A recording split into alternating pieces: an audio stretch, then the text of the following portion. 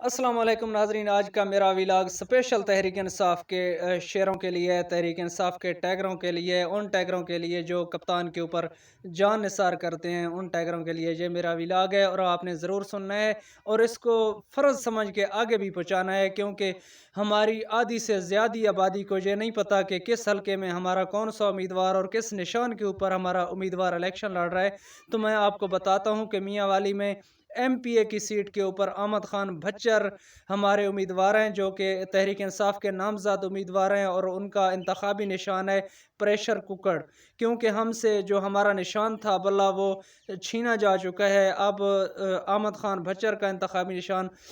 Pressure cooker ہے، اور اس کے بعد ہمارا قومی اسمبلی کا جو امیدوار ہے، بہت بڑا وکیل ہے عمیر خان نیازی، اس کا جو ہے انتخابی نشان دروازہ ہے۔ تو آپ نے 8 فروری کو یہ دیکھ کر مور لگانی ہے کہ کس کو آپ کس نشان کے اوپر آپ مور لگا رہے ہیں۔ تو یہ ہمارے تحریک انصاف کے یہ دو نشان ہیں، احمد خان بچر کا انتخابی نشان